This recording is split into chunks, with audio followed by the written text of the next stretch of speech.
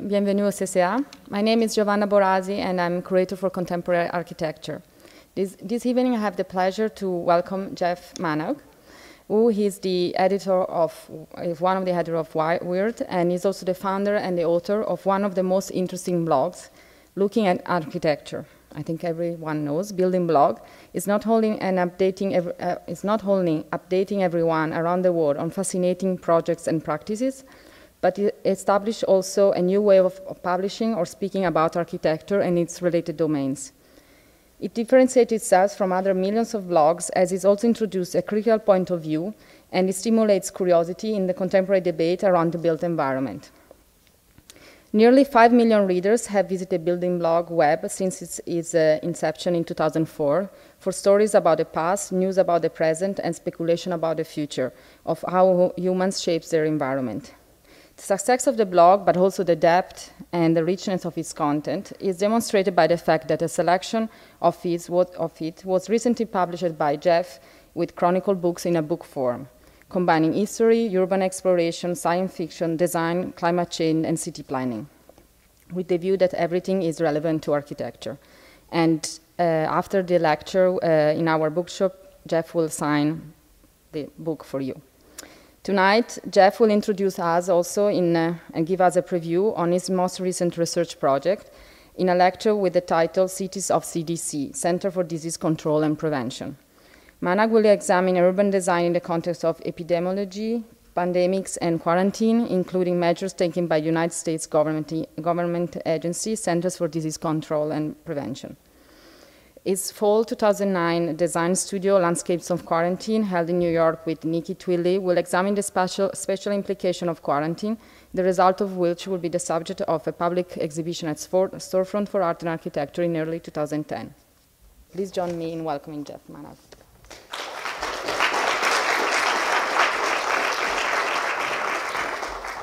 Cool. Thanks, Giovanna, for the intro, and yeah, thanks to the CCA in general for hosting the talk. It's really exciting for me to be here. It's a great institution and a really beautiful building, and I had a chance to walk around it today just before the talk again, and yeah, it's just really it's a great kind of underappreciated resource, I think, in North American architecture. So it's nice to be up here and see people out.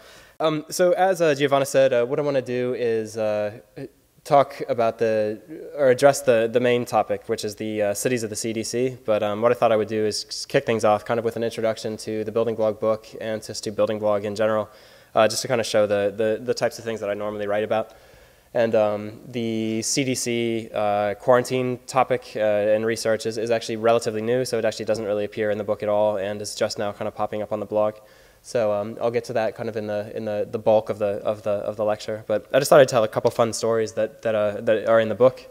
The first story that I just want to tell, this is in the book. You're looking at a page spread from the book. That's a sketch by Brendan Callahan, who was a former co-worker of mine at Dwell magazine. And so the story here is actually, it's this thing called the Delicate Arch Stabilization Project. And I had written on the blog a number of years ago about a poster that had been produced calling for the preservation of the Delicate Arch, which is in Arches National Park in Utah. And someone in a comment thread had pointed out that actually there was this thing called Delicate Arch Stabilization Project, but there's only one reference to it on the entire internet if you looked it up, and it was from the Deseret, something like the Deseret Sun-Times, so it's a local Utah newspaper. So when it came time to write the Building Blog book, I thought, you know what, I really want to look into the story a little bit more, so I got in touch with Arches National Park, and I was stunned at how kind of enthusiastic they were to talk about the story, but they actually photocopied the entire file for me, and some of the pages are actually marked not to be taken from this room, so I just didn't point that out to them. But so I got this whole sheaf of correspondence that, to make a long story short, was between Arches National Park in the 1950s and B.F. Goodrich. B.F. Goodrich is the company that makes rubber for car tires. And so they got involved in this sort of chemical correspondence where what was happening was the Arches National Park realized, you know, Delicate Arch, all of these arches they're not permanent in any real sense. They're going to fall because of earthquakes. They're eroding constantly. Every time there's a rainstorm or there's a freeze-thaw cycle during the winter, tiny bits of these arches are falling off. And if this truly is, it's on the Utah state license plate. If these kind of things are national treasures or state treasures, then, well, can we preserve them and can we indefinitely kind of hold on to these? So the correspondence between Arches National Park, members of the public and B.F. Goodrich hits these almost like religious overtones where they say things like, millions yet unborn will never experience the wonders of Arches National Park if we allow these arches to collapse. And so what's extraordinary is that they actually got into this kind of shipment of chemicals in buckets with very elaborate steps how to do it. Use a cherry tree sprayer on a 6-foot step ladder to apply the liquid to the and this thing's called like the Geon lattice. All these kind of strange chemical names. So apparently they actually did do it. They went out and they sprayed chemicals on delicate arch, which seems extraordinary, at least from the 21st century perspective of preservation, that something like that might have happened. But apparently it didn't work. In fact, it turned white and kind of flaked off. It was kind of like a bad dandruff application. And then they finally abandoned it. But the thing is, when the correspondence cuts off in the file that they gave me, they were starting to send samples of this to other national parks throughout the American West. And so I think that what is interesting, amongst the sheer fact that, and the reason I'm mentioning it is I'm just excited that this story is in the building block book, simply because it seems to be a relatively untold story, is, well, one, what does happen after the correspondence breaks off? Is there another file that she just didn't photocopy for me because there wasn't time? Did they apply more of this? Are there national parks now out west that experimented with this? And do we, unbeknownst to us, is the delicate arch actually now a permanent feature of the earth where it'll never decay, it'll never collapse because they perfected it and they just stopped writing about it? And then also, could you use it on architecture? Could you put this on Notre Dame Cathedral? Could you put it on Chartres Cathedral? Could you spray it on the CCA and make sure the building never gets destroyed, even in a nuclear war? And then also, too, I like to imagine, and this is sort of the nature of the website, what might happen if a tanker of this is passing on a train through Toronto or through Manhattan and explodes, and you get this kind of indefinite preservative liquid sprayed on the surface of the city. You know, what might happen? And would this be a good deterrent against? Could you use this against a bombing raid? Another story from the book, okay, is there's a chapter about climate change. I think climate change in and of itself is obviously something that deserves more attention, but from an architectural and urban standpoint, I think it's one of the most telling instances, I think, of what we might call, there's climate change, but then there's also weather control. And a particularly interesting example of that was the 2008 Beijing Olympics, when they actually effectively declared war on the sky and said, we're going to shoot down storms, or we're going to repurpose. There's a huge list of the military equipment that they used, where they repurposed tens upon tens of thousands of machine guns, anti-aircraft cannons, and also sort of almost like a national guard, but it was farmers and people who were sort of enlisted into this kind of weather control bureau. And they trained their guns on the sky outside Beijing, and they tried to control the weather. Weather control obviously has a pretty long history. You put silver iodide in the sky, raindrops coalesce around the silver iodide, eventually it gets heavy enough, you're supposed to then, that will cause rain. But anyway, so what I'm saying in the book is, you know, wouldn't it be interesting if potentially, and I'm not advocating this, I'm just saying that I would see this potentially happening, where you get a city like Beijing that says, hey, you know, move to Beijing, we have very low tax, so your business will thrive, and we control the weather, you know, and you have perfect weather every August. Or, you know, move to Montreal, and every time someone from New York comes to stay, there will be a snowstorm. And, you know, you can actually, it's like weather on demand. So if you can have cable television movies on demand, why not the weather? And it seems that for moral, meteorological, and terrestrial reasons, I think that's a terrible idea. But at the same time, it seems like it's definitely going to happen. So anyway, so we're looking into it a little bit more. There was actually, and I don't want to spend too much time on this, but there was actually this thing called Operation Popeye, and it was during the Vietnam War, where the U.S. actually stationed soldiers over the border in Thailand, and unbeknownst to the Thai government, they were actually engaging in attempted weather control. So they were actually trying to send rainstorms over the border into Vietnam in order to kind of wash out the communist soldiers.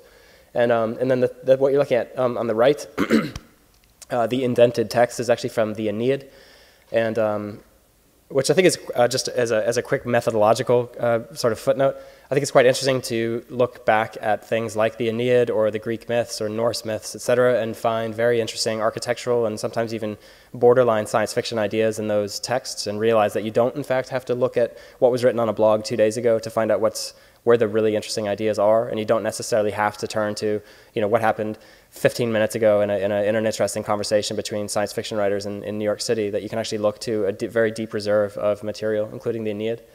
But and also I just enjoy doing that as a blogger, because bloggers are supposedly illiterate and don't read things like that. But anyway, so there's a character in the Aeneid named King Aeolus, and he has a hollow mountain, a hollow island, and underneath that island he stores the winds of the world. And he sends the winds out to wreck people like Ulysses when he's out sailing through the Mediterranean. And it's a kind of interesting vision of weather control if you put that into the context of things like Operation Popeye. And then just one more example of weather control. There was a guy named Lowell Wood who was a physicist. A lot of people consider him a little on the dark side of physics, so to speak. But he had this vision of what he called an engineered Arctic ice sheet. And what you would do is effectively artificially maintain, and again we get into this preservative idea, artificially maintain a glacier in the far Canadian north and use that to regulate, as a kind of regulated, or a thermostat, so you could actually change temperature on the planet in extremely unpredictable ways, but because you'd be maintaining this kind of ice archive in the polar north. What's interesting about that, aside from the fact, excuse me, let me go back, not only just that it's a megalomaniacal vision, and also, you know, what do Canadians think of that plan? Is that actually glacier growth, artificial glaciers, are actually kind of a vernacular design, what's the word, tradition in the Himalayas. And so even just literally maybe like 5 days ago, there was an article in the Christian Science Monitor about, this is actually in India, but a couple years ago there was a version of it in Pakistan where there's kind of a hand-me-down tradition of growing glaciers where you can, I don't have those notes in front of me, but it's basically you'd use a gourd of water, you'd use things like sawdust, sand, you'd use large bricks of rock. The snow would come, you'd put more layers of, you know, sand and rock and whatnot, get more snow. Eventually, when the weight is heavy enough and those gourds of water break, the water would be used as kind of an instant sort of flash adhesive, and you could sort of build up a stock of freshwater glaciers in the hills, and those would be used for a water supply. So anyway, so what could you do with that as an architect, or what could you do with that in the context of an architecture school? You know, if suddenly glaciology was taught at Columbia University, what might they produce? And you know, would you win an award if your thesis project accidentally triggered an ice age? And then again, this is just the final example of the kind of things that I've been writing about over the last couple of years. This is an image by Ryan Church, and Ryan Church is a concept artist for films. And I hosted an event a couple years ago where we had a bunch of, when I was living in Los Angeles, we had a bunch of concept artists come and present their work, and basically an ongoing theme for me is that there are other people out there producing architectural visions, and they're producing visions of cities, and they're producing visions of how we could live inside the built environment and inside constructed space. But they're not doing it inside the academy, and they're not doing it at Princeton, and they're not doing it at SciArc. They're doing it in private companies, and they're doing it for people like Steven Spielberg, and they're doing it for people like Electronic Arts, the video game producer. So it's kind of like a parallel academy of architectural production. But so anyway, so Ryan Church, so we had a bunch of these people come, and they presented what they do. But so Ryan here has this obsession, according to him, with upside-down skyscrapers. So obviously you can see it kind of all over, like there's one, and then in the background they hang like stalactites from these kind of structural masts. But anyway, so he's been wanting to get upside-down skyscrapers into a film for a really long time, and so he was working on one of the Star Wars prequels, one of the Star Wars prequels, when he produced a kind of an arch that had upside-down skyscrapers. Everybody loved it. They thought it was brilliant. Finally, it came time to show it to George Lucas. George Lucas saw it, said, wow, this is so amazing. We have to put this in the movie, but what would happen if we did this? And he turned the model upside down, and now it just went back to being regular skyscrapers. But then anyway, just to finish off that anecdote, Nikki, my wife, and I went to see Star Trek over the summer, and we noticed at one, or at least I noticed at one part where they show Vulcan, the planet Vulcan. There's the first thing you see are upside down skyscrapers, and so instantly I thought Ryan Church worked on this film. And so when I went back home and looked it up on IMDb, he did in fact work on the film. So it's just kind of interesting. Wow, like he finally did it. He got his vision of upside down skyscrapers into a movie, and I love the idea that there's just some guy out in Hollywood with this architectural vision. You know, trying to plug it in so that millions and millions of people will see it, and he finally succeeded. I'm going to skip that. This is just with a video game designer. It's the same type of thing. So tonight, then, what I'm going to be talking about is cities of the CDC, as the title of the lecture indicates. And recently, I've become really interested in what you could say the medical city, and the way that cities are shaped by pandemics or epidemics, and the way that cities are shaped by certain infections, but then also the way that infections are shaped by certain cities, and the way that certain diseases or pathogens become more possible or more virulent based on urban form. So there are a lot of reasons to be interested in this kind of thing, and I'll get to that a little bit more towards the end of the lecture. But this image that you're looking at is actually people trying to demonstrate a biosafety suit against anthrax in front of the U.S. Capitol building in Washington, D.C. But this kind of vision of of the United States or of the federal capital, the very, the heart of the nation, given over to medical safety concern and biosafe suits and whatnot. I think it's kind of an interesting future vernacular. Is this how people really are going to dress? And is this how we would inhabit the city? So some of this comes from, there's a great book by J.G. Ballard, who's a British, well, he died this year, but was a British novelist, usually treated as a science fiction novelist, but it's not necessarily sci-fi. But he has a great book called Super Cannes, and it's Cannes is in the Cannes Film Festival. And in it he basically imagines an entire purpose-built corporate, it's a combination between a corporate office park and a corporate housing complex in the south of France, right outside Cannes, France. And it's kind of a pathological system. It's meant to be the perfectly engineered social system. It's meant to maximize employee productivity, to maximize sort of team unity for the people that work at these corporations, and also then just to be kind of a beautiful environment where husbands and wives can live together, and et cetera. It's a very sort of normative vision of the way that we could build a city for people. But on the other hand, it's very clearly presented as kind of a dark vision or as a dystopia. Ballard is not advocating a kind of golf course community. But anyway, there's this interesting moment where he's describing what he calls the secret life of the business park, and he points out that one of the women who works in this place, it's called Eden Olympia, is a doctor, and quote unquote, she's running a new computer model tracing the spread of nasal viruses across Eden Olympia. She has a hunch that if people moved their chairs a further 18 inches apart, they'd stop the infectious vectors in their tracks. So it's a very passing comment, but what I think is really quite interesting about that then is, what if that did happen? What are the spatial parameters by which we could sort of eliminate certain diseases? If the chairs in this room were 18 inches further apart, would no one here get the flu? The fact that I'm standing up here and I have a cold and I'm talking to you, is that sort of medically necessary to keep you guys safe? But then also, if we were to go into our cities and sort of retroactively install spaces or gaps where there weren't spaces before, what we might call cordons sanitaires, would something like swine flu really be a risk? Instead of lining up for inoculations or vaccinations, could we instead redesign the built environment in such a way that what they call or what Ballard refers to as the spread of nasal diseases or spread of nasal viruses would be impossible? It's those kind of questions that I want to look at tonight. And also, what if we did go through what I have written down here as measuring our dining room tables against the physics of the human sneeze, and would it be possible basically to make sure that your table is far enough that if that's your dad, and it's Thanksgiving, you don't have anything to worry about because you're 16 feet across the room. And then also, what are the social implications of introducing space between people for the purpose of disease control? And as I'll show over the course of this, it's not just space that we can use to use the built environment to control space. So if we look at it then, that space has medical implications. If everyone is within that Ballardian 18 inches, if say your cubicle mate is 2 inches away from you and he's snuffling into a handkerchief and you go home sick that night, and therefore there is a kind of disease implication of that space. What would happen if we took that and sort of wrote the lessons that we learned from that on a much larger scale and actually started thinking about cities? And I think it's an interesting thought exercise. To what you're looking at is Dubai on the left is kind of a joke collage by OMA, Rem Koolhaas's office, and on the right is Norman Foster's vision for Masdar. But the thing is, for all this talk of instant cities in the Middle East and the idea of these super architects coming in and designing these things, what would it look like if the CDC was one of the architects of these things? If Masdar was a CDC project and it wasn't a Norman Foster project?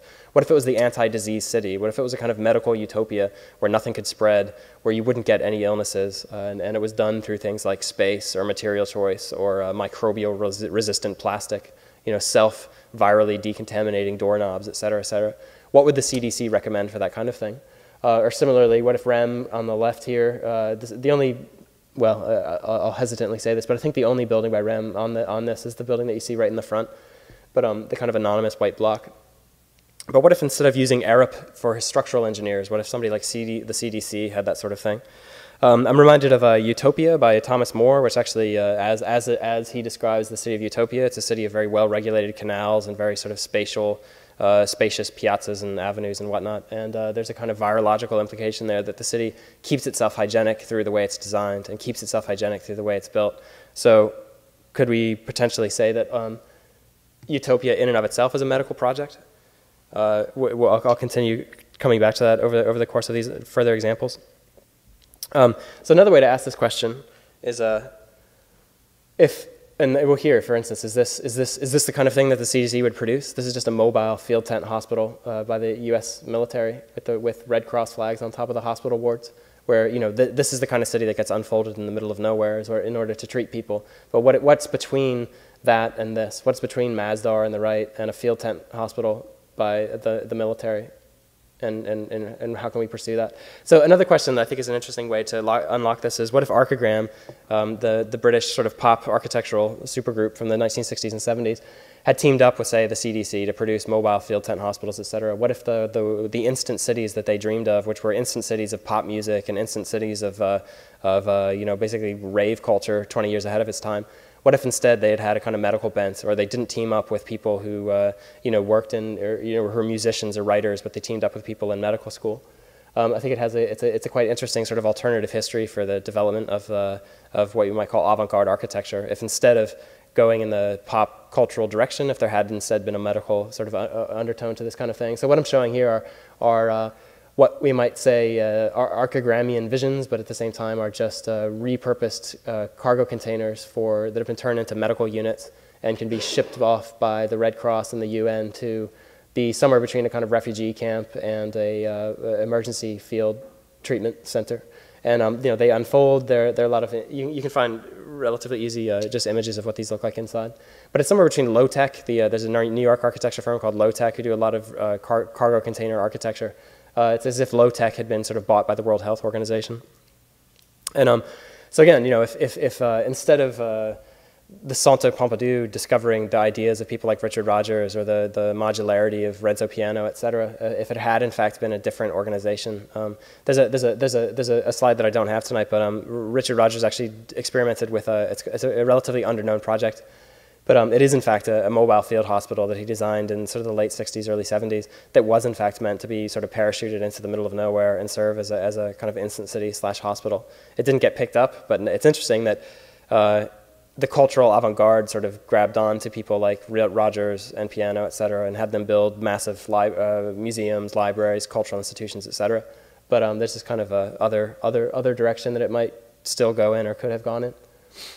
And so one of the things then that, to sort of further illustrate this question, is actually it was about nearly a year ago now, there was an event in Los Angeles that I was a part of where we were trying to get as many people, it was called Postopolis Los Angeles, and we were trying to get as many people from as many different backgrounds as we could to talk about the city and to talk about architecture and to talk about urban forms. So we had photographers and musicians and historians and architects, but then we also got the deputy chief of counterterrorism from the Los Angeles Police Department. And the idea was to talk to him as how does the LAPD look at the city? How does a counterterror, the very head of counterterror for the Los Angeles Police Department, look at the city around him? And what would he do to the city if he was given kind of Robert Moses-like power over how the city would be designed? And a question that I asked him, and that his answer was unfortunately not very interesting. But I think it's an unanswered question that I think deserves repeating, which was one, are there certain types of buildings that or certain types of developments even when the LAPD knows that they're under construction gets nervous or thinks, oh, on the contrary, oh, thank God that's what they're building there. We can handle that kind of thing. And is there something that they know will be particularly conducive to crime, or has too many uncovered stairwells, or too many open spaces, or not enough parking, and so there's going to be lots of road rage or that kind of thing. But is there an LAPD vision of the city? And if there was an LAPD school of urban design, what is it that they would advocate? What sort of planning restrictions would they put into the code if they could? There are actually, as it happens, there are actually a lot of examples of, I can't remember the name of the exact thing off the top of my head, but there's a program a lot like that in the UK where the police actually does have power to intervene in building code and say, yes, we'll accept this, no, we won't accept this. But so if you start doing the same sorts of questions with other institutions, there's the fire department, is there a certain kind of building that the fire department or a certain fire department unit gets nervous knowing, oh God, now we have a 72-story high-rise in our neighborhood and they suddenly don't sleep quite as well at night, or that they really push for a different type of building. But then so similarly, if somebody like the CDC was, or for that matter, just medical doctors were approached and asked to be given guidelines or asked to give guidelines for how it is that we would construct subdivisions and buildings and construct our cities, what would they come up with? I'm just kind of showing this as it's almost a sarcastically over-the-top sort of bucolic image of a green village. This is by Liam Young and Daryl Chen, they're English architects. But it keeps circling back to this question, yeah, of treating the built environment as a kind of extension of medical practice. And another couple examples of that actually are, well, one, you hear often about how things like nonprofits or even just like health magazines like Men's Health will push for people to live in an environment that has a running path or that has access to gyms or has access to sidewalks for that matter, which are kind of notoriously undersupplied type of space, at least in the United States. But those sort of simple acts can counter things like diabetes and obesity and whatnot. But then another program that I think is quite interesting is that and my wife pointed this out to me, but the NHS, the National Health Service in England, has teamed up with the borough of Camden, which is kind of north-central London, to come up with a food plan. And so they're actually, the National Health Service is actually working directly with the urban planners of Camden to do things like help clear through planning, give planning permission to things like new supermarkets or new allotments for people to grow vegetables, farmers markets and so on. But actually even to give, there's a lot of talk today about food deserts and the idea that nobody could even buy fresh fruit and vegetables in certain neighborhoods. And so people are left to eat Cheetos and microwave popcorn, et cetera. So as a kind of anti-food desert initiative, the NHS is actually saying, you know, obviously what people eat is quite important, and that in and of itself is a kind of self-treatment or kind of there's medical interest in the way that you treat your own body. So if the NHS can intervene on the level of urban planning and bring fresh markets into certain neighborhoods, they're sort of doing exactly what I was referring to earlier, which is intervening into the fabric of the city and medicalizing urban design. And offering a food infrastructure. However, everything I've been saying is, so far at least, is on the scale of urban design, and it's on the scale of what-if questions, and it's just sort of looking at a hypothetical way that the city might be a treatment of its own kind. But there are, in fact, examples of certain forms of built space that the space itself is meant as a curative. You're given exposure to a certain type of space, almost in the way that you would be prescribed a pill today. Some very famous examples of that are the tuberculosis sanatoriums of the early 20th century. What we're looking at here is one in Radov, Czech Republic, and the other is by Alvar Aalto. And the actual specific examples don't mean as much as simply the basic forms of the buildings, the terraces, the large windows, the exposure to fresh air, et cetera. And there's sort of Thomas Mann's novel, The Magic Mountain, which takes place in a tuberculosis sanitarium, where you get all the things that we now basically refer to as modernism or classic modernism in the early 20th century sense. But anyway, so there's a historian named Paul Overy who has got a book that effectively looks at the fact that what we now think of as stylistic modernism and what we now think of as, we just take for granted. It's a Richard Neutra house and it's in Los Angeles and it looks that way because that's modernism and that's what Mies van der Rohe asked for and that's what his students and that's what his followers gave over the next 20 or 30 years. But in reality, actually, there's an interesting hygienic understory behind all of these things, and that the kind of things like, large wraparound verandas, lots of extremely easy to clean horizontal surfaces, white walls that would show dirt, dust, backle from cooking, these kind of things that show debris on the walls. All the things that are sort of joked about that, the modern architecture is sterile, it's like a hospital. The irony is that in some ways that was almost the point, and that there was a hygienic impulse behind designing these sorts of things. And so if you had TB in an era before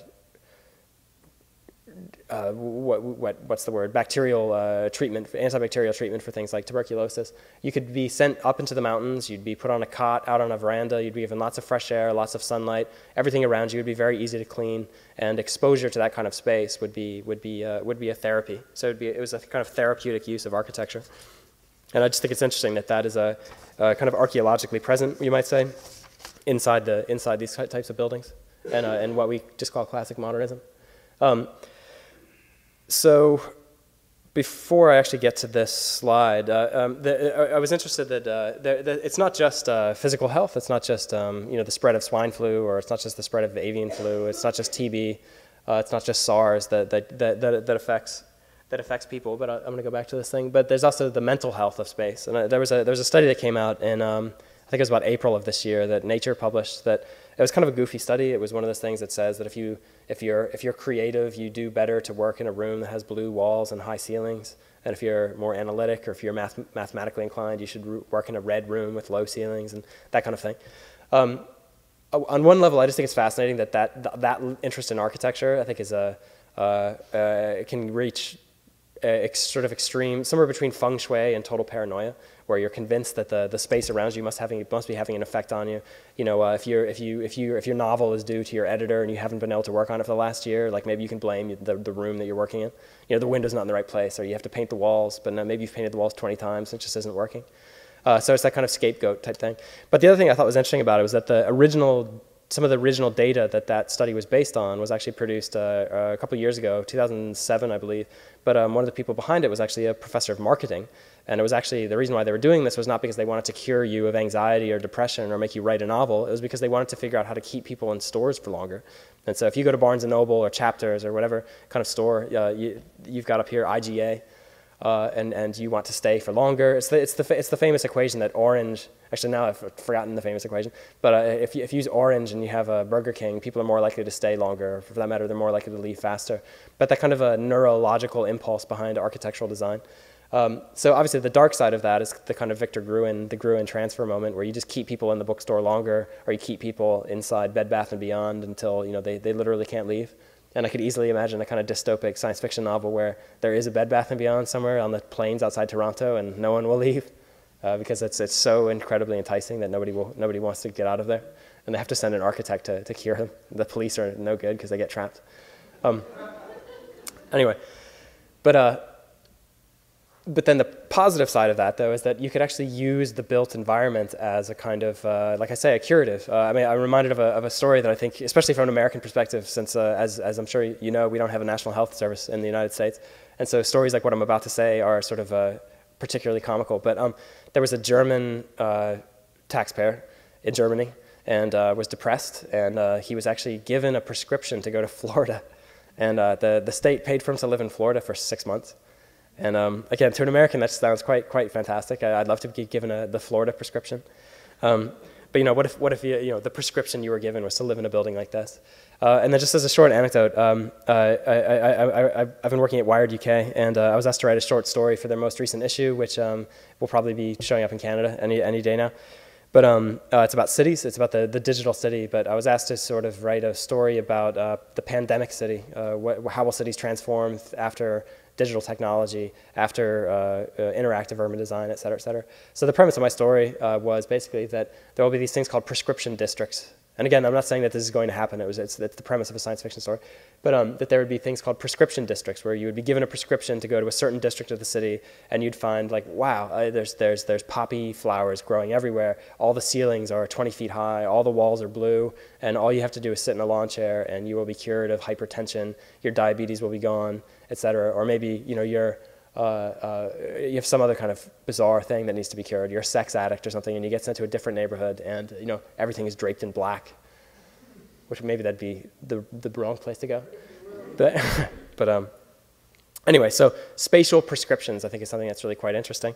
And actually, there's kind of a parody of this, and it just occurred to me in the film Armageddon, where this is the Bruce Willis film where they send a team of miners into outer space to blow up an asteroid. And it's a really bad movie, but there's actually at least when I saw it 10 years ago, there was a genuinely funny scene where they are forced to enter into this room that has cones coming out of the wall, and the whole point of the study is just to sit in that room long enough, and they're cutting back and forth between the different miners before being tested to see if they can handle the space, and they all start getting very, very, very freaked out by this room, and all it is a gray room with cones coming out of the walls, and but it's like an architectural test. Can you handle this room? So what's the positive side of that? So anyway, if there was a kind of what I would call maybe like a medical Baron Haussmann, the guy who totally rearranged Paris and drove boulevards through old housing and turned Paris into the city that we know today, if there was a medical version of that, if there was a, again, a CDC hired version of that, what would the city be, and what are the tools that would be necessary? And what I'm just showing you is a screen grab from a program called Dynamical Network Design for Controlling Virus Spread. It's by Wolfram. But the point really is that it sort of, it almost takes a gaming standpoint to the spread of SARS. So you're looking at a kind of abstracted map of Hong Kong. Green are SARS-free districts, and in other maps, red means that SARS is spreading rapidly and so on. But what you can do is toggle certain guidelines for where you have vaccines available, where you have hospitals, where you build temporary hospitals, where you might have quarantine wards, where you put these things throughout the city, where maybe you shut off the whole subway so that people can't leave a certain neighborhood. And this will model for you the spread of the disease. And so if you then use this not so much to model an existing city and how a disease spreads through it, but you were to use this on, say, Masdar, or your vision of Dubai, or your vision of whatever kind of instant city it is that you're building, could you program certain diseases effectively out of existence by a sim city-like approach to putting a hospital here, putting an inoculation chamber here, doing that kind of thing? And therefore, would that city have encoded in its spatial form certain diseases? And when that disease is gone, if you eradicate it, smallpox style, what does it say that the fabric of the city that you live in is not shaped that way because there were marshes there 150 years ago, or because there was a military fort there 200 years ago, but because there used to be a disease called SARS? And the city becomes a fossilization of the presence of a disease that is no longer there. Segueing slightly into the idea of quarantine, one of the things that I was really interested in finding with the research that my wife and I have been doing about it is the city of Venice, where the first recognized quarantine station, at least in any modern sense. Quarantine goes back, to the Bible and beyond. But it's actually this place down here, which is down here, which is the Lazaretto Vecchio. Lazaretto is basically the word for a quarantine hospital, and even sometimes for a leper colony, depending on how it's used. But it's a hospital. What's interesting is that the word itself has kind of a challenged. I've blanked on whatever a word is that one has a history. But anyway, so does it come from Lazarus, the man who was resurrected in the Bible, or does it come from Nazareth? And there was an interesting historian of the plague and historian of quarantine in London who says that effectively it's between the two, but basically that Lazaretto is a mispronunciation of Nazaretto. And the reason why is because they were reusing the Church of St. Mary of Nazareth, and that became the Lazaretto. Anyway, what is interesting is that the city of Venice, which one forgets how much of an archipelago it really is, and this bridge goes in quite a long way before you actually hit the mainland of Italy, is that there was a lot of one of the reasons quarantine hospitals came in Italy is not only just because of Italy's presence, in Venice, because of Venice's presence in global trade as a kind of network. It was like the Los Angeles port of today. But also because the city itself is kind of theorized as a medical device, we might say. And there are really interesting descriptions of the city that use sort of medieval medical metaphors to describe the ebb and flow of water through the canals and the tide coming in over the breakwater or the outer beaches and breaks. And that there's this kind of vascular metaphors deployed to describe that. There are pneumatic or human breathing metaphors used to describe how air would come in and out of the city. And there were theories that whenever the fires in the city were burning, it would help to evacuate the bad air from the city and bring breezes in, etc. But the city was sort of treated as a medical presence. And also then when the tides were sort of stagnant or the weather wasn't moving, then it was the opposite. It was a city of miasma and disease and contagion. But there's an historian named Eugenia Tognati who has a paper that we found that has a really interesting premise, which is effectively that before medicine, as we now think of medicine in the 21st century, which is to say something that is bacterial, something that is chemical, something that is antivirological, so medicine in that sense, when you couldn't use medicine to get rid of a disease, what could you use? Well, you could use space, you could use urban design, you could use architecture, you could use spatial techniques of manipulating the city, and that's things like quarantine, and that's things like cordon sanitaire, that's shutting off certain buildings, changing the way certain neighborhoods are built, tearing down certain buildings, expanding out onto an island. And then there are also these beautiful descriptions that kind of vie with China Mieville, who's a science fiction novelist, but describe how when the lazaretto, when the hospital was full, they would then anchor boats outside that, or they would spread to another island, and when that was full, they would anchor even more boats, and then they would anchor boats outside the boats, and even sometimes boats outside those boats, and you'd get these kind of ring cities of ships that were kind of a geography of anti-contagion. But anyway, so the city itself then becomes a kind of medical spatialized medicine. This is the lazaretto, and as is that.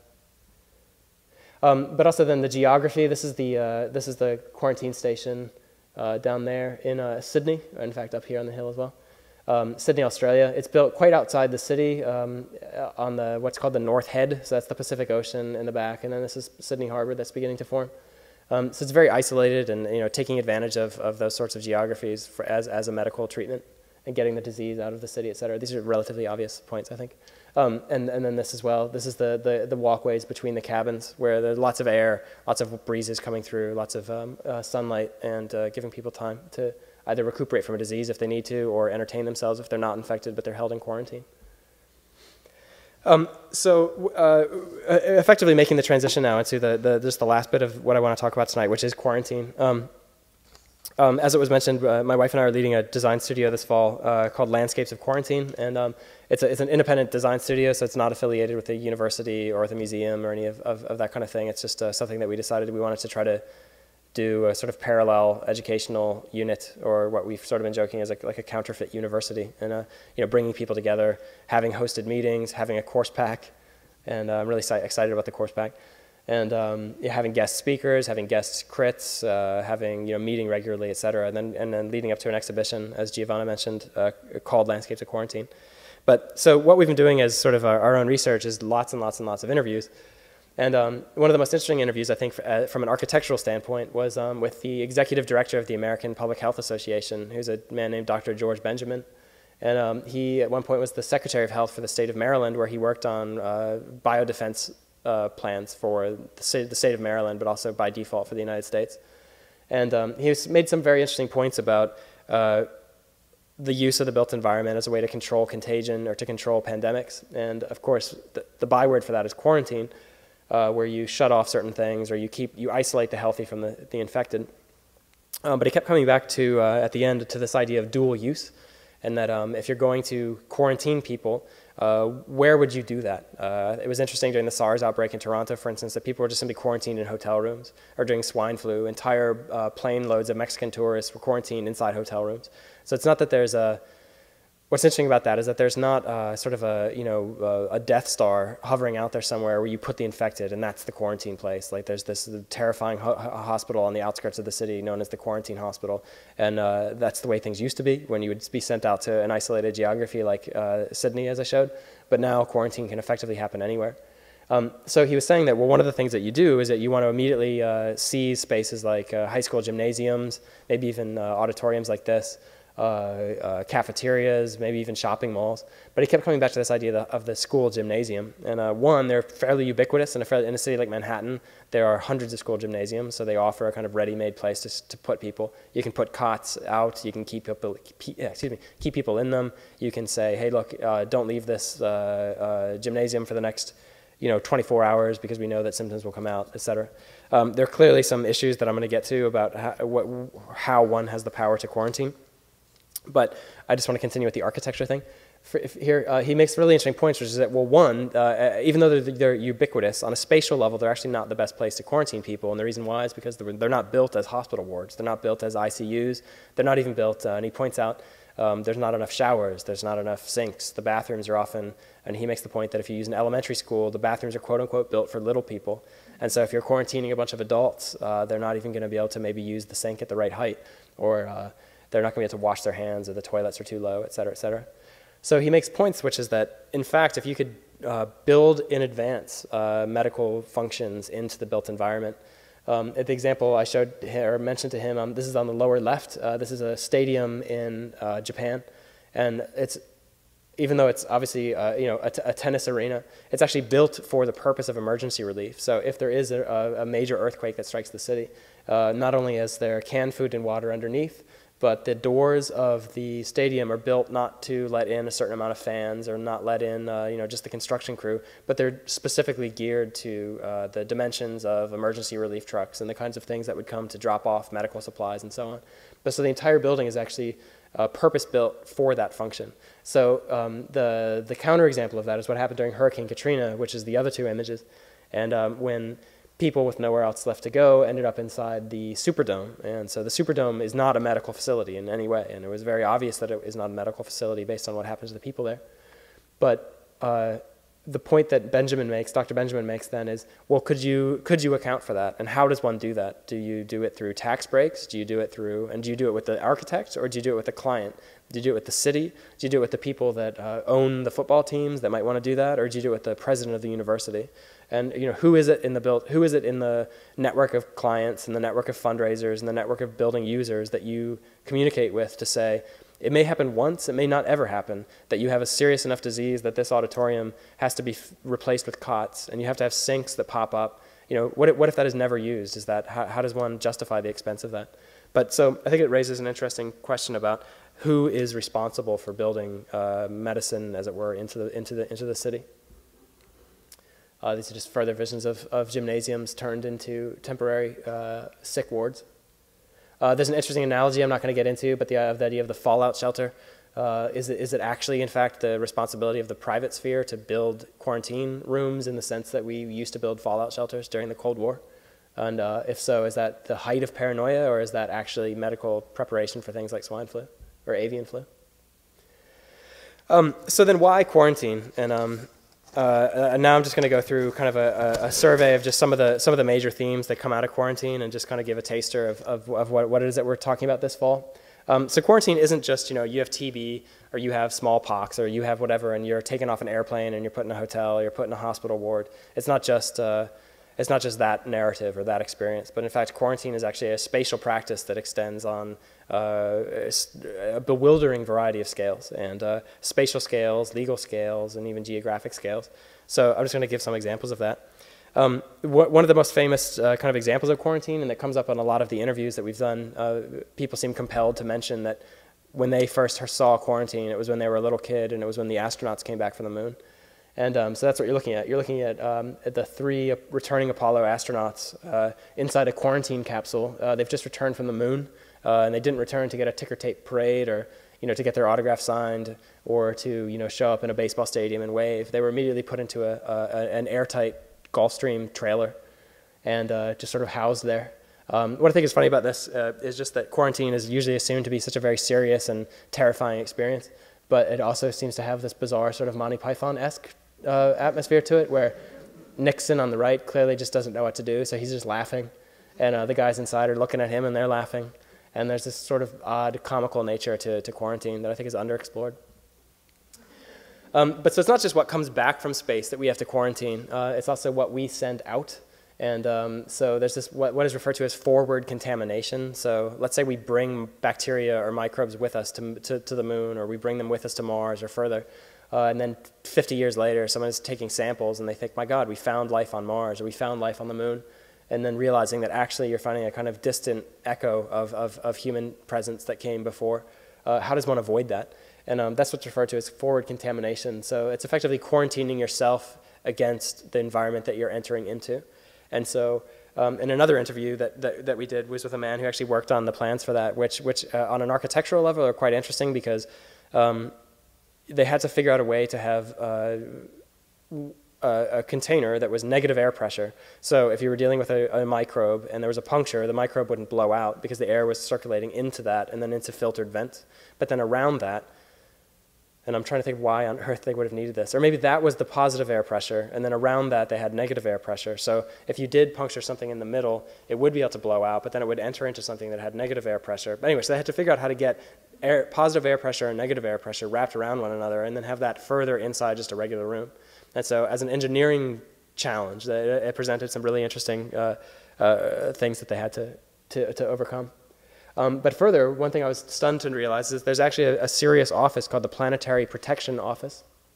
And there's a woman now whose her real job title is Planetary Protection Officer. And basically is meant to look at all policy for what it is that we take off the Earth and what it is that we bring back to the Earth.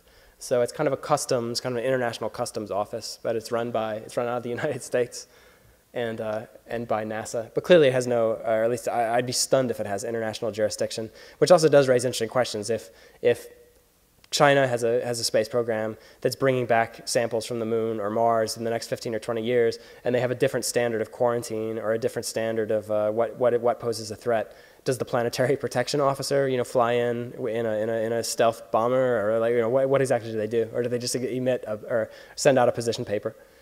And also then true when private business then goes to the moon, et cetera, et cetera. There's some really sticky issues, and there is no regulatory body. This is just kind of this make-believe thing. And then this is just the transportation route. So it just kind of shows the network that you get plugged into when you come back from the moon. So you get sent through all of these things. Then eventually you get back to the lunar receiving lab. Quickly, I'm also doing a lot of research on, or a lot of reading just about epidemiology and virus outbreaks and whatnot. And it keeps coming up in just a bizarre detail that apparently decommissioned Apollo landing units have been used during outbreaks of things like Lassa and Ebola, where they'd be flown from a U.S. Air base to places like West Africa, and the infected person would get into an Apollo space capsule, which would then be loaded onto an airplane and then flown back to an army base in what it was at the time, West Germany. But so the idea then that you are so infected that you effectively enter into a kind of deterrestrialized piece of architecture and are then flown to a military base, I think is really a quite psychologically interesting experience to undergo. To be totally sealed and to have the Earth treated as if you're on the moon. But however, it's not just astronomical, there are also constitutional implications of quarantine. This is an article that was in Details magazine, of all places. About a Russian emigre to the United States who had multi-drug resistant tuberculosis. He was ordered by the court system and with medical authority to wear a ventilating mask in public, but he basically refused to. He's actually kind of a funny guy, and I won't repeat his language, but he just said that no one's going to wear a mask, not in the neighborhood that I live in. Like you'd get beat up. So he doesn't wear a mask. He goes out in public. He goes to movies. He's coughing during Armageddon or whatever film he went to see. And so finally what happens, he gets arrested.